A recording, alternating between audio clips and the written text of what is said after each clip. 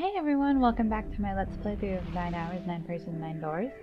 Right now we're on the second part of door 4 and we're just about to head to the kitchen. Another hallway. Alright, let's get started. Come on, open!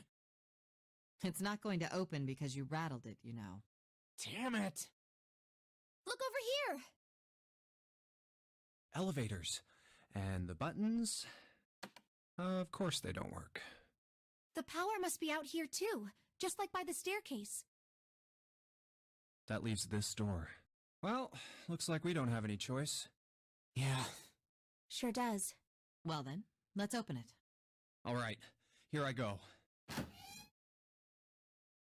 Oh, so it's a kitchen. What were you expecting? Isn't it obvious? The exit?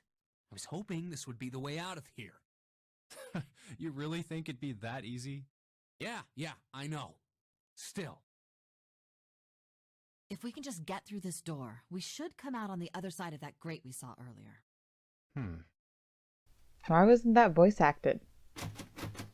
No good. Sorry, I guess that wasn't very constructive.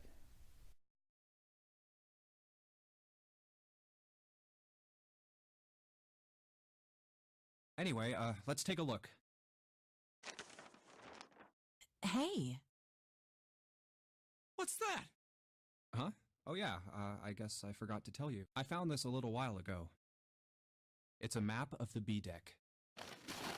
Let me see that. I knew it. See? Look. Yes, hold your horses. What did you figure out? This is handy. See?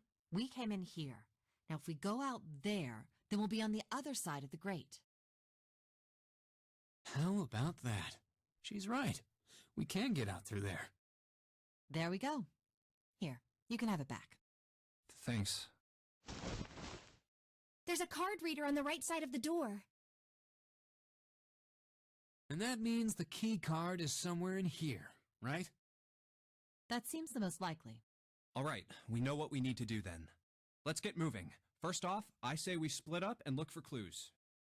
Okay.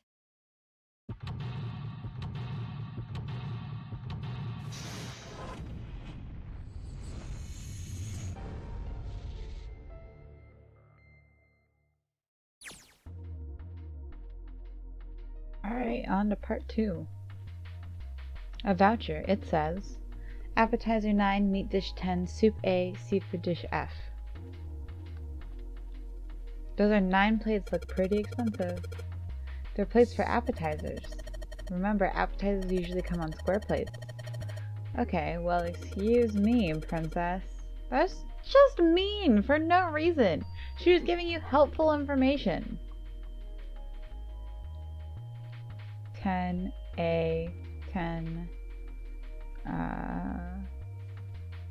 11.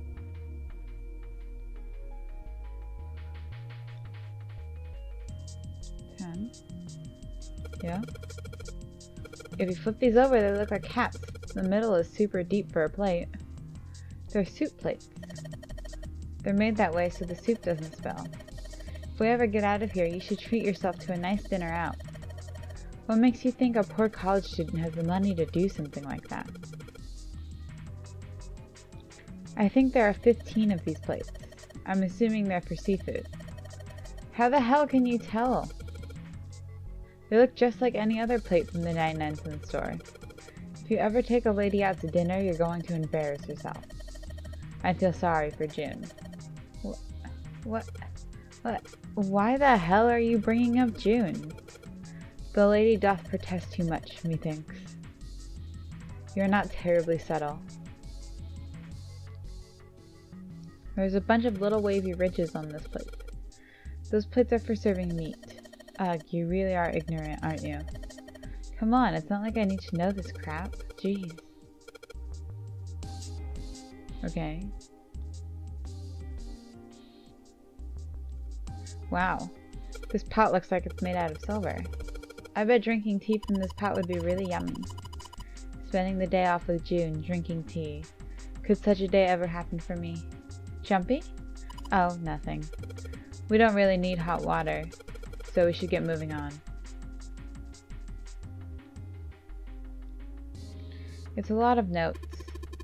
They've got a bunch of stuff written on them, but it doesn't look like code or anything like that. Do I get to see them? Looks like a bunch of instructions for using the cooking utensils. Nothing really suspicious about that.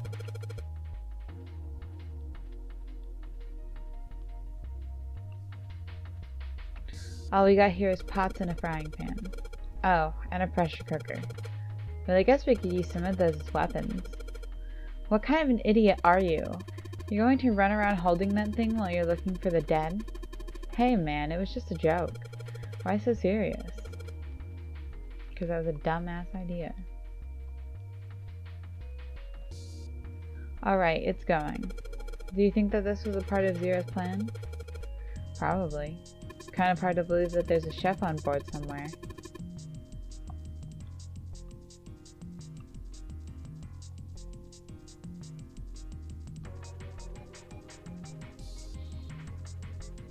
Damn it, there's nothing in here.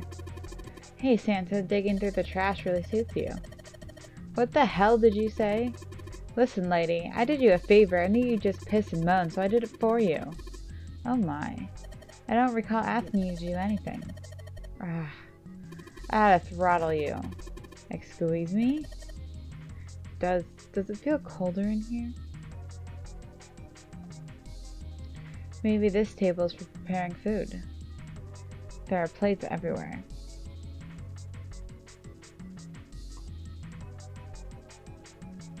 A sink. It's still got water in it.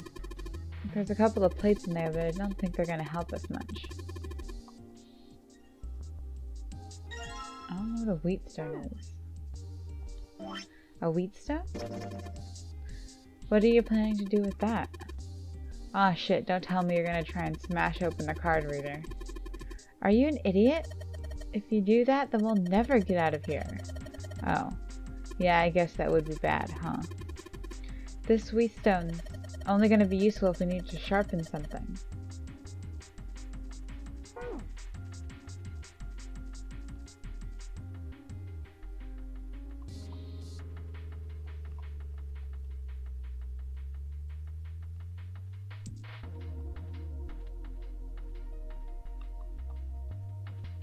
There's a voucher at the end of the counter.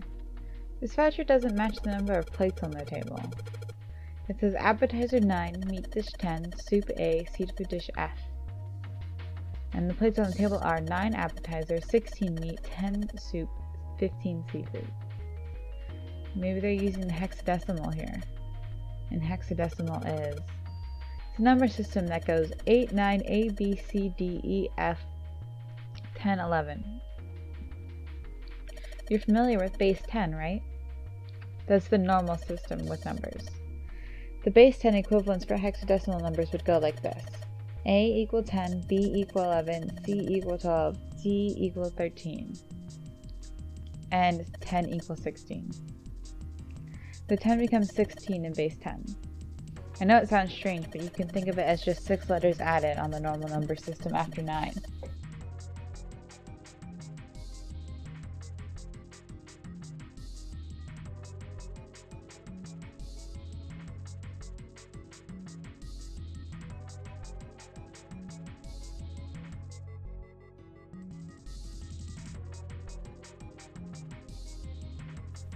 This is probably what you're supposed to use to enter the password. Maybe if we put in the right number, it'll open the oven door.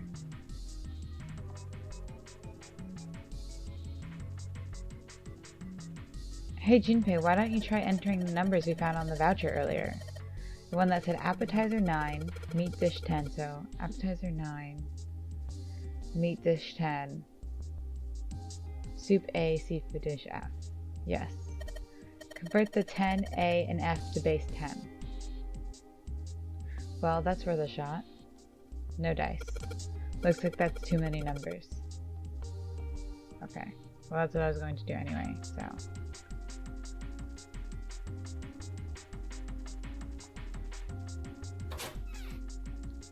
Cheese. Hey! There's something behind the cheese. You're right. Why don't we move some of this cheese? Alright guys, time to move it. June and I need to look behind you. There's a little green bottle back there.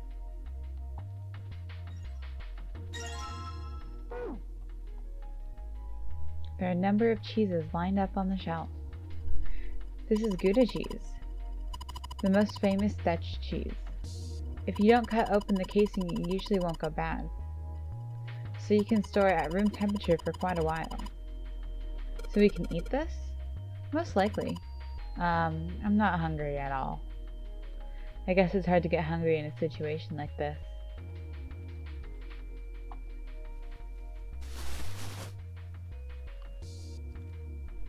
Ooh, nice. A rusty knife? I don't think we'll be able to use it while it's like this. It's futile. Futile? You know, a waste, useless, pointless. Oh. Any particular reason you wanted to bring that up? Oh, no reason really. I was just thinking about futility. Huh? Why were you thinking about futility? Well, it has something to do with the Titanic. The Titanic? Yep. Have you ever heard the story that the sinking of the Titanic was predicted? No, I haven't. What is it? In 1892, 14 years before the Titanic sank, a novel was published. It was called Futility. It was written by an American novelist named Morgan Robertson. The story was about a big cruise ship colliding with an iceberg and sinking. Of course, if that was the only similarity, there wouldn't be any reason to mention it. It wasn't, though. The name of the ship, its nationality, course, departure time, size, displacement, maximum speed, number of passengers and crew, the number of lifeboats, even the location of the accident itself, and the cause and the location of the damage. Everything matches the Titanic almost exactly. It was almost as if he'd seen the whole thing happen. But this book was written 14 years before the Titanic sank. But that's not all. It wasn't just futility that predicted the sinking of the Titanic. There were two other similar stories written by a man named William Thomas Stead. Both of them before the accident. One in 1886 and one in 1892. Stead wrote two stories that had striking similarities to the Titanic disaster. In one, two ships collided. Many of the passengers died because there weren't enough lifeboats.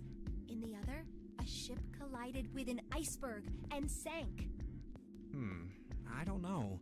I mean, I'll give you that it seems a little weird, but I'm pretty sure it wasn't too uncommon for ships to hit icebergs back in the day, or even other ships. Right, I knew you'd say that. But what if Stead had some sort of special powers? To be more specific, what if he had the ability to do automatic writing? What? Automatic writing? Wait, are you talking about when someone's possessed by a spirit and then they write a bunch of stuff without knowing what they're writing? Yes. What do you mean, yes? That stuff's a load of bull. Okay, let's say, hypothetically, that automatic writing isn't a total load. These guys still couldn't have predicted the sinking of the Titanic. When this Stead dude wrote his thing, nobody had died on the Titanic yet. So if automatic writing is about being possessed by dead people, who the hell possessed him so he could write that stuff? That's not it. What's not it? Stead wasn't possessed by a spirit. He was doing the possessing. Oh.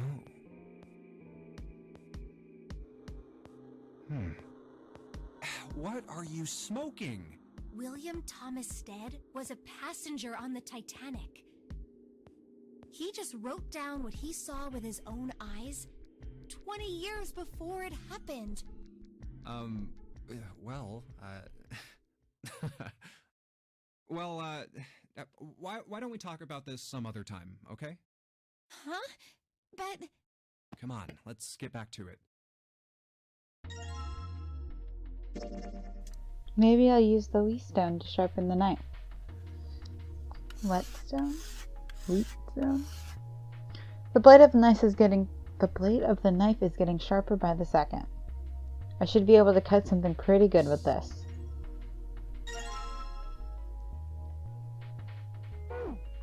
Tuna. Kinda also looks like whale meat. There's so much stuff in here. A whole lot of cans. This is probably a pantry. There's milk in here. Milk in an iron barrel. Judging by the rest, it's probably really old. Maybe we shouldn't open it up. I don't think it'd be a pretty sight.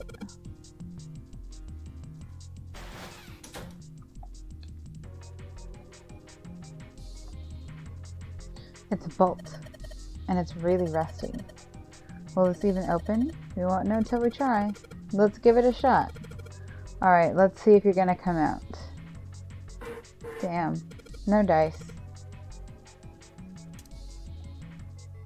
The bolt's rusted in place. It won't budge. Of course! Maybe if I put some oil on it. Hey! Just a little bit of oil and... Come on, you little son of a bitch. Whoa. Ha! Yes! Got you, you little bastard. You did it, Jumpy. You're so smart. Oh, it's cold in here. What is this place? Are you blind? It's a freezer. Oh, no way. That's way too cold for me. I'll freeze solid in seconds. Sorry, but I'm afraid I'll have to pass on this one. I'm going to leave the rest to you.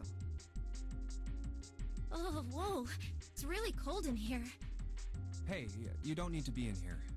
You had a fever just a little bit ago. You should stay outside. We got this. No, I'm fine. My fever's gone now. But... Huh?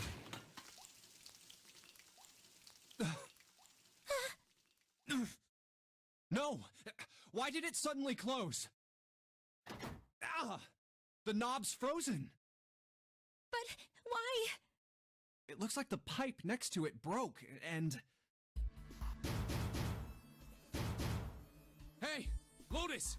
You're out there, right? Open the door! What do you want? What's going on? The door won't open! Try opening it from that side, please! Oh, fine. Like, if you say so. Hold on.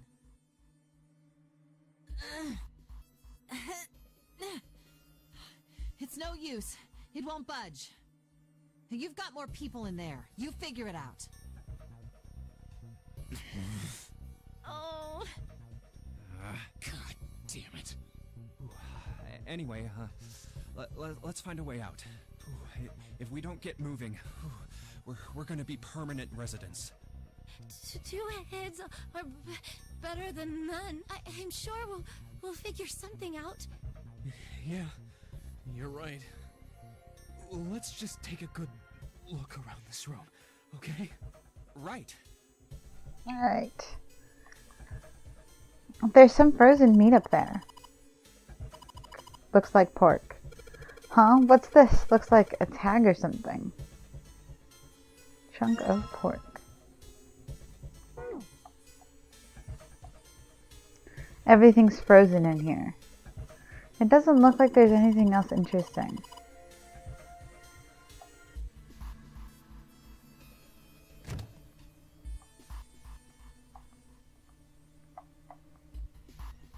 Dry ice. Dry ice is just frozen carbon dioxide, right? Yeah, it is. I wonder how warm it has to get for it to turn back into gas again. Hell if I know. How's that gonna help us anyway? Oh, well, I figured we might be able to use it to get out of here. Carbon dioxide sublimation point is negative 109 degrees. Any warmer than that, and it'll turn into gas. Any lower, and it becomes a solid. Oh, how do you know that? Despite my looks, I'm the clean... The queen of random knowledge. Looks bad to mess up when you're showing off. Oh, you're so cold your mouth's going numb? Yes, that's right. You're just doing that on purpose, aren't you? Come on, guys. Don't you think that's kind of weird? I wonder why it doesn't turn into a liquid first.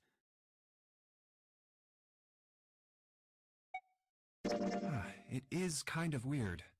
But it can turn into a liquid.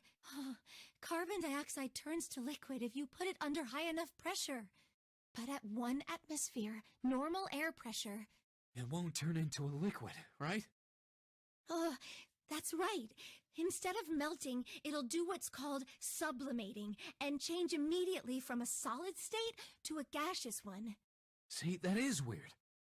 Water's a liquid between 32 degrees and 212 degrees. So why isn't that the case for carbon dioxide? There's a kind of ice that doesn't turn into liquid when it goes above 32 degrees. Huh? I heard about it. Its melting point is 96 degrees. Ice with a melting point of 96 degrees? You mean there's water that freezes at 96 degrees? Yeah, well, you could also look at it as ice that won't melt until it's 96 degrees. So what's this ice with a melting point of 96 degrees called? I heard it's called Ice 9. Ice 9? Originally, Ice 9 was a made-up substance invented by a science fiction author. But recently, scientists have discovered that such a substance actually exists. Wait, hold up. So is this thing called Ice 9, or is it water? Like I said, if the ice is over 96 degrees, it'll be liquid. If it's under that, it'll solidify. So you could think of it as a polymorph of H2O. Here, think of it like diamonds and graphite. They're both made of carbon, right?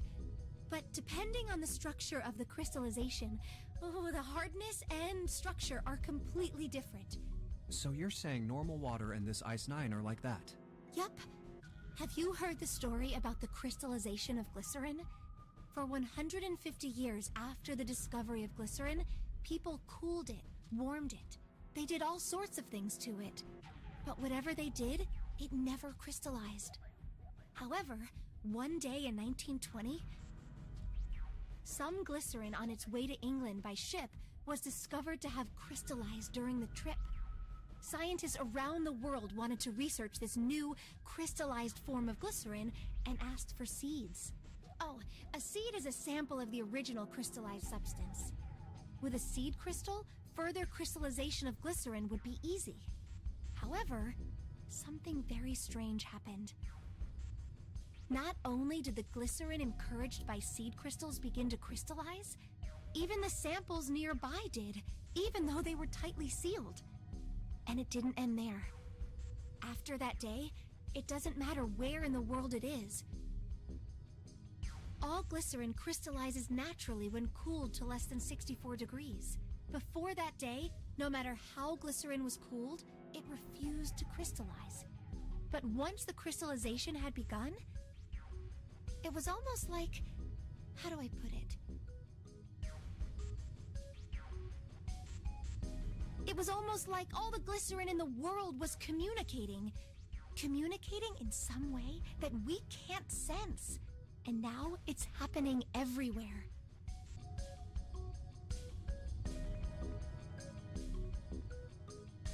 Wow, that's pretty interesting. But, what does that have to do with Ice 9? What she's saying is that it's a lot like Ice 9. What happened, I mean. A lot like? Oh, that would be bad. If water everywhere started freezing at 96 degrees? Man. It'd be the end of the world. We'd all die. At any rate, we're not gonna have to worry about the end of the world unless we can get out of here pretty damn quick. I guess we wouldn't die if everybody moved to Antarctica. Alright guys, I think that's enough of that. I didn't think we'd get quite this far off topic. I mean, I know I'm kinda at fault here, but we can't be screwing around anymore. Seriously. I might go by the name Santa right now, but I didn't grow up in Iceland. I freaking hate the cold. So let's get cracking, alright? We gotta find a way out of here. Selfish, isn't he? Ice 9 is interesting and all, but we can discuss it more once we get out of this freezer. Also, Santa's not wearing a sweater like the rest of you.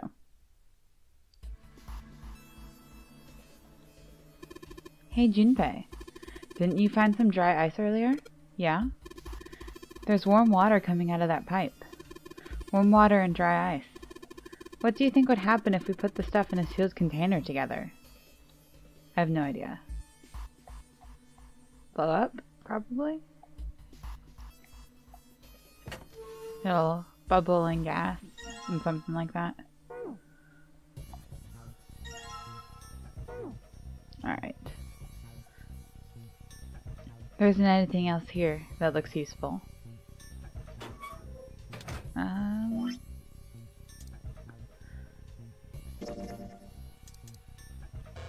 Nope, that doesn't do shit.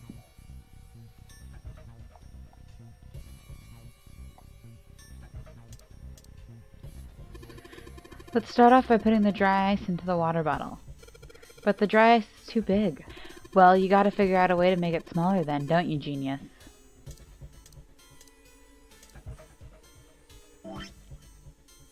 Knife? Nope. Chunk of pork. Nope. I'll try water bottle. Dry ice?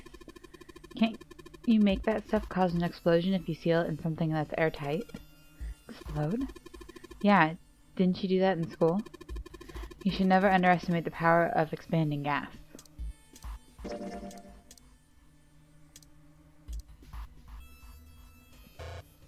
Nope.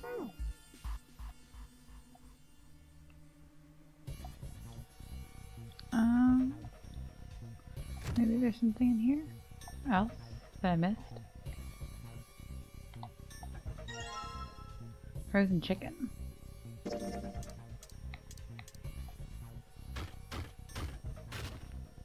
I was on the right track with the pork. Alright, the dry ice is all in pieces now. Why wasn't the chicken back in the freezer?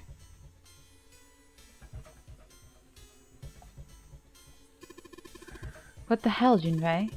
You're doing it wrong. You gotta put the crushed dry ice into the water bottle. Oh. Wow, you crushed it up really good. You should be able to get into anything you want now. Can't you make that stuff cause an explosion if you seal it in something that's airtight? Ugh. I'm gonna put these pieces of dry ice into the water bottle.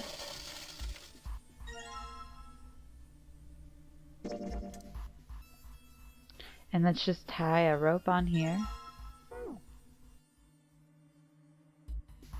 Put water into the bottle with dry ice. And make sure the lid's closed.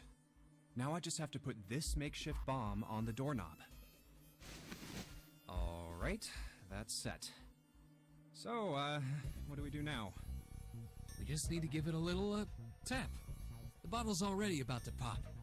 If we just throw a rock or something at it, it'll go off all on its own. A small rock. Huh. A small rock. Alright, this ought to do the trick. Ah, some dry ice, huh? Not a bad idea. Alright guys, stand back. Actually, we should probably hide somewhere.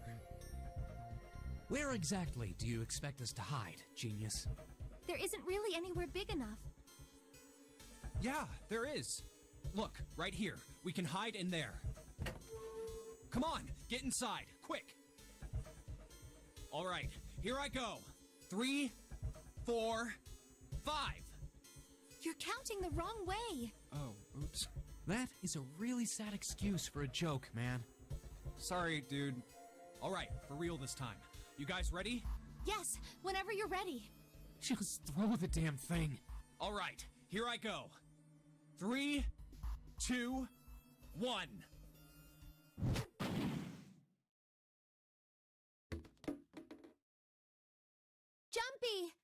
The ice on the door! Is it gone? Yeah, it's gone!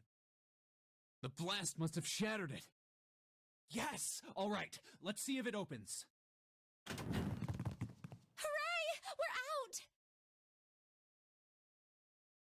out! Move! Oh, god damn it! Fuck! Well, you did just grab the grill. What did you think would happen? Hey, where's Lotus? Welcome back. I was starting to get tired of waiting for you guys.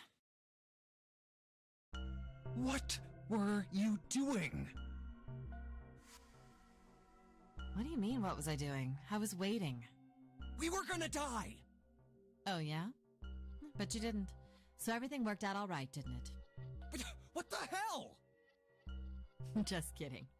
It might not look like it, but I was really worried. Oh, don't give me that crap! I'm telling the truth. I mean, if you died, then I'd be in trouble too. If you died, then I'd be stuck here, and I'd die too. See? I did all I could. I even looked around to see if there was anything I could use to pry open the door. But I couldn't find anything. So, all I could do was wait. I mean, what else did you want me to do? Fine. But there's one thing I have to ask you. What's that? You didn't close the door, did you? Wait, what? You think I closed the door on you? Why would I do something like that? It closed on its own. I told you before, if you die, then I die too. Yeah, I guess so. If she really wanted to kill us, all she had to do was bar the door from the outside. But she didn't. Well, she didn't do anything. She's only lazy, or negligent at least. Not... Well, Oops. I'm sorry. I'm sorry I doubted you. Yeah, because it was stupid. Oh, yes, well that's all right. As long as you understand. Hey, no more screwing around, you two. Break time's over. Especially for you, lady.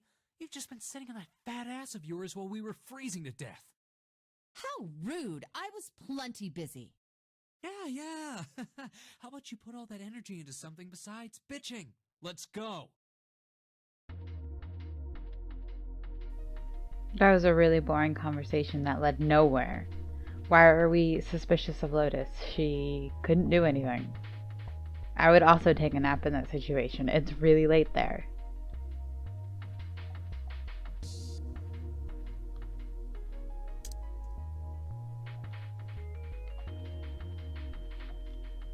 Guess I'll put this meat on the grill.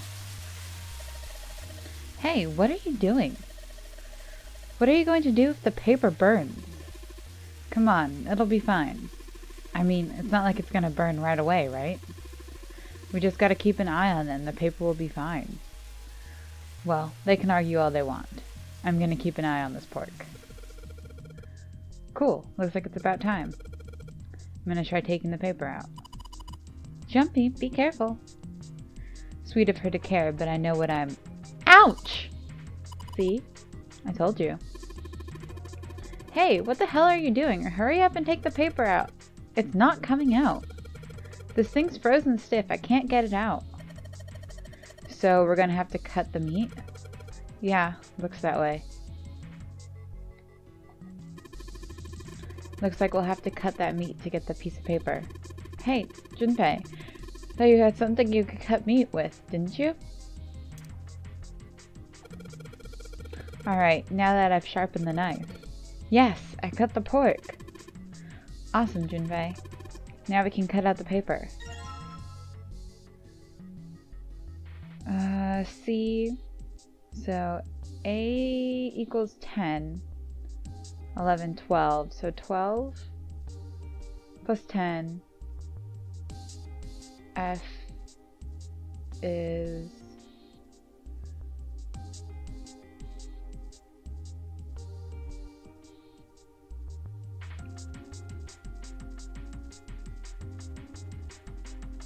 15. So 16.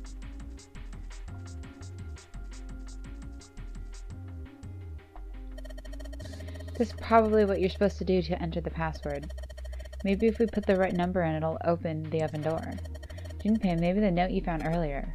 Yeah, I know. Do you know how to enter those numbers? I think E is for enter and C is for clearing.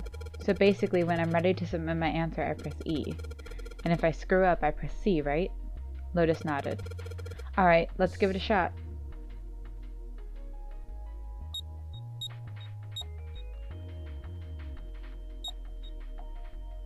Oh. Clear.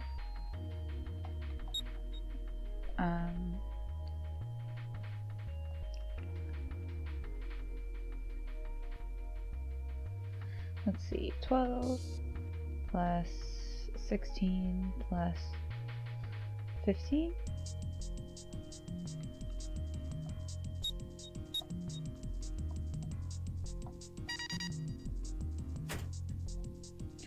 Sounds like metal falling. Well, I guess that went well. Yeah, the door opened. Good job, Jumpy.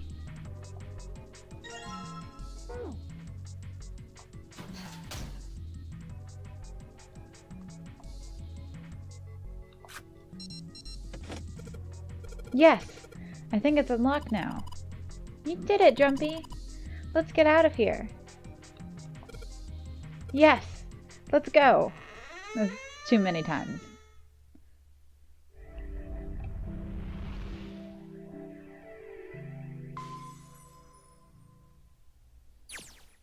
I think we've been here before.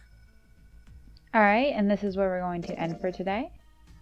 Thank you so much for watching. Remember to like and subscribe if you want to see more of me. I will link my blog and Twitter down below. I just wrote this cool article about why I hate Junpei. So see you guys next time.